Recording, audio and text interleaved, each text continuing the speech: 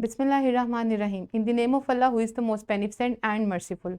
I am here with you, your teacher Miss Aisha, and we are going to study our Cambridge Scholar series, Science Grade 4.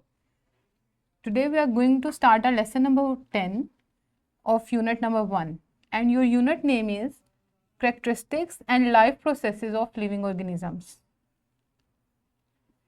The SLO we are going to continue today is to recognize and appreciate diversity in life of both plants and animals and identify ways to protect biodiversity or diversity.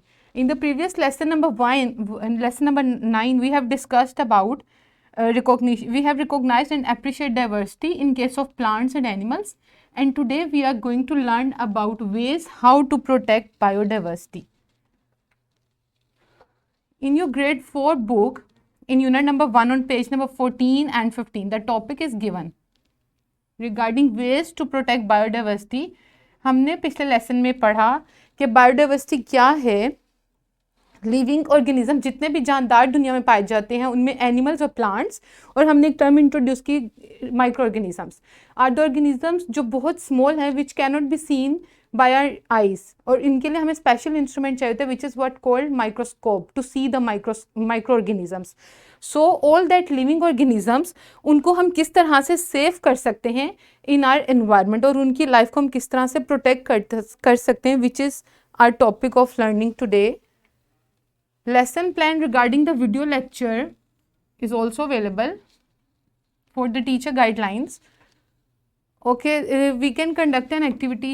Teachers, आपको I suggest that कि students को आप पहले तो different habitat से aware कराएं, like living organisms कहाँ exist कर सकते हैं, in air, in soil, in water bodies and many other areas around us. किन किन हैबिटेट्स में एनिमल्स सर्वाइव कर सकते हैं या प्लांट्स, और उन हैबिटेट्स के अंदर हमारी क्या इन्वॉल्वमेंट है, और उस इन्वॉल्वमेंट की वजह से अगर हम कोई नेगेटिव अपनी एक्टिविटीज़ के थ्रू या उन हैबिटेट्स को डैमेज करें तो उसका लिविंग ऑर्गेनिजम्स की लाइफ पे और एग्जिस्टेंस पे क्या असर होगा.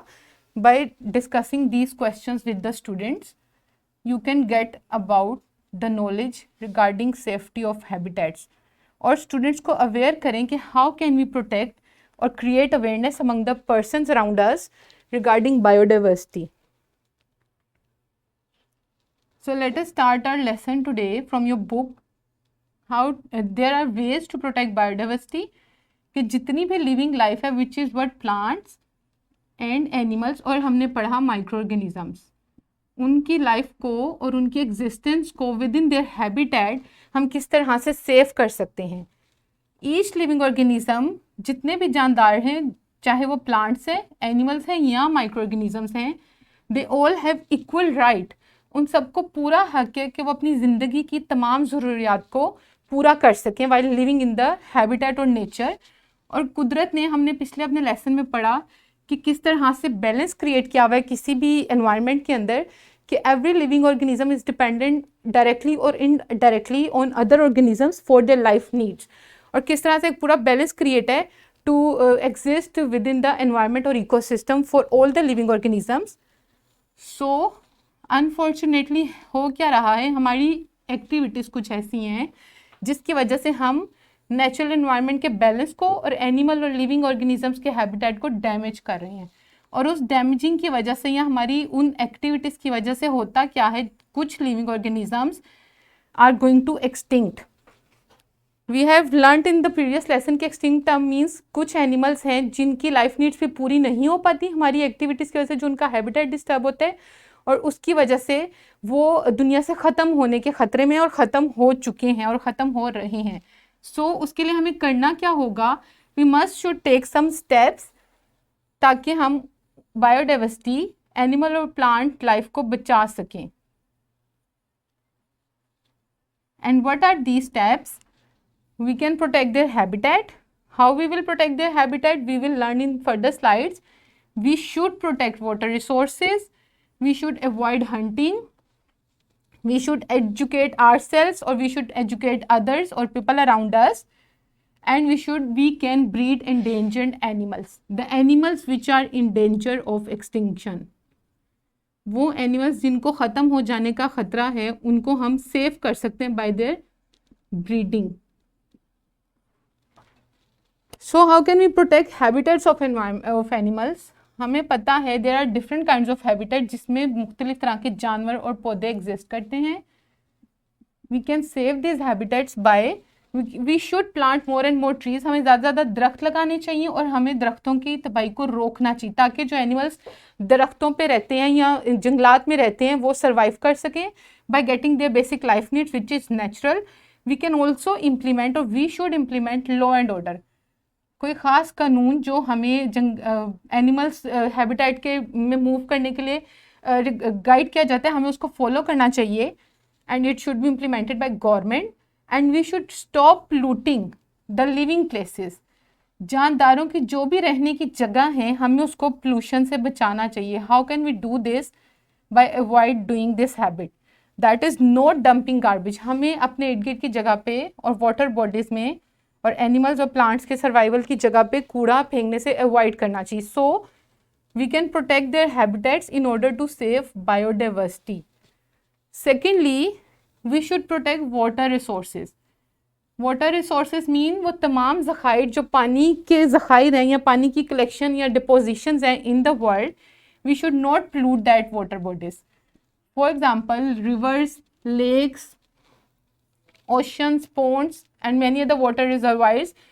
स्पॉइलेज ऑफ वाटर बॉडीज की वजह से होता क्या है अगर हम कोई भी कूड़ा अपने इर्द गिर्द फेंकेंगे या वो इस तरह से पानी वाटर बॉडीज में उसकी डेपोजिशन या कलेक्शन होगी it will in return engulf or affect the aquatic life. Now the term is aquatic life. क्या है aquatic life? Life in water. वो तमाम जानदार जो पानी में रहते हैं वो इस आलूदा पानी की वजह से they will get affected और in return it will also affect the human life. Why? Because हम जिस सी फूड पे डिपेंड कर रहे हैं for our needs we will get affected by this pollution entered into the water bodies because of our activities. Also we should avoid hunting. हमें जानवरों का बेवजह या बिला वजह या ज़्यादा शिकार नहीं करना चाहिए. हंटिंग ऑफ एनिमल से होता क्या है अगर जानवरों का ज़्यादा शिकार होगा तो उसकी पॉपुलेशन पे इफेक्ट होगा और उसकी वजह से which affects the overall biodiversity. किसी एक जानवर की ज़्यादा हंटिंग अगर उसकी पॉपुलेशन को डिस्टर्ब करेगी, डिक्रीज करेगी, उसकी वजह से ओवरऑल बायोडाइवर्सिटी किस तरह से अफेक्ट होगी. क्योंकि अगर वो एनिमल किसी दूसरे एनिमल की ग़िज़ा है लाइक प्रीडेटर्स जो उस पर अटैक करते हैं उनकी फूड में अगर कमी आएगी. For example snow leopard is a predator of markhor. अगर हमारे एरिया में या हमारे इर्द गिर्द जो कंट्री में डिफरेंट जगहों पे मार्खोर की तादाद कम होगी या उसकी पॉपुलेशन हंटिंग की वजह से डिक्रीज करेगी तो snow leopard will not get its basic need which is what its food and wolves will not get their food. उसके से होगा क्या कि they will attack your residential areas. आपके आबादी की जगहों को या रिहाइश की जगहों को वो अटैक करेंगे animals and they will kill the persons there. अपनी भूख को पूरा करने के लिए वो आबादी की जगहों पर अटैक करके ह्यूमन लाइफ को डैमेज करेंगे, डिस्ट्रॉय करेंगे. Why? Because they are not getting their natural food from the environment because of hunting. So होना क्या चाहिए कि गवर्नमेंट शुड टेक मेजर्स. हुकूमत को ऐसे इकदाम उठाने चाहिए कि वो इनलीगल हंटिंग को कंट्रोल भी करें और मोनिटर भी करें. For example of Himalayan ibex there are some animals of markhor, Sindhi ibex, Punjabi urial and Hobara bustard, and there are some other animals which are endangered or which are hunting. Their hunting is in illegal uses, so it should be avoided by government. Also we can educate ourselves. हमें खुद को भी समझाना है और awareness create करनी है अपने इर्द गिर्द के लोगों में कि हम किस तरह से बायोडाइवर्सिटी को सेव कर सकते हैं. We should increase awareness about biodiversity and the need to protect it.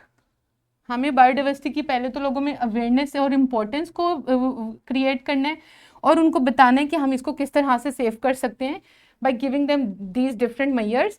Also we should support some organisations. कुछ ऐसे हुकूमती इदारे या प्राइवेट ऑर्गेनाइजेशंस जो कि एनिमल्स या वाइल्ड लाइफ और लिविंग ऑर्गेनिजम्स के हैबिटेट्स को सपोर्ट करती हैं या प्रोटेक्ट करती हैं उनके लिए कोशिश करती रहती हैं to save the biodiversity, we should support these kind of organisations. और उसमें हमारे पास एक बहुत well known is WWF which is named as world wildlife funding, World Wildlife Fund. These organizations and some other organizations are working for this noble cause.